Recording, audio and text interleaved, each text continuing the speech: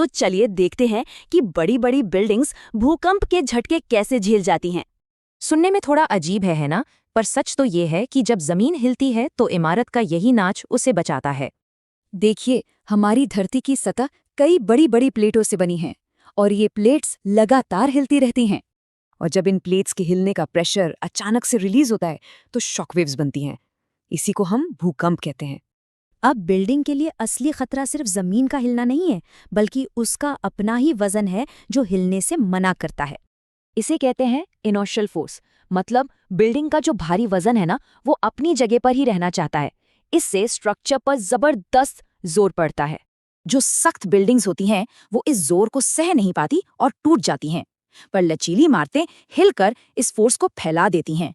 तो सवाल ये है कि इंजीनियर्स ये लचीलापन लाते कैसे हैं? एक बहुत ही कमाल का आइडिया है। बिल्डिंग को उसकी नींव से ही अलग कर दो। इस तकनीक को कहते हैं बेस आइसोलेशन। इससे होता यह है कि जमीन तो हिलती है पर बिल्डिंग काफी हद तक स्थिर रहती है। इसके लिए इलास्टोमेरिक बेयरिंग्स इस्तेमाल होती हैं, जो रबर और स्टील की लेयर्स हैं, या फिर फ्रिक्शन पेंडुलम।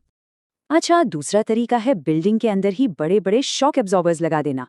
इन्हें डैम्पर्स कहते हैं। ये भूकंप की एनर्जी को सोख कर उसे गर्मी में बदल देते हैं और बिल्डिंग को बचाते हैं। इन्हीं में से एक खास डैम्पर है ट्यून्ड मास डैम्पर। ये बिल्डिंग के अंदर लटका हुआ एक बहुत बड़ा पेंडुलम होता है। अब मजे की बात ये है कि ये काम कैसे करता है। ये पेंडुलम बिल्डिंग की मूवमेंट के उल्टी तरफ झूलता है। इससे एक काउंटर फोर्स बनती है जो बिल्डिंग के कंपन को कम कर देती है। ताइपे 101 में 660 टन का पेंडुलम लगा है। तो बात यह है कि कोई एक जादुई ट्रिक नहीं है, बल्कि ये कई सारी तकनीकों का एक पूरा सिस्टम है जो साथ में काम करता है। इस सिस्टम में base isolation, dampers, share walls और खास तरह के फ्रेम्स सब मिलकर काम करते हैं। इस पूरे डिजाइन का मकसद एकदम साफ है। सबसे पहली प्राथमिकता अंदर मौजूद लोगों की जान बचाना है। इसका मतलब ये है कि बिल्डिंग को भले ही नुकसान हो, पर वो गिरे नहीं, ताकि लोग सेफली बाहर निकल सके। तो असल में लक्ष्य अर्थक्वेक प्रूफ बिल्डिंग्स बनाना नहीं, बल्कि लाइफ प्रूफ बिल्डिंग्स बनाना है।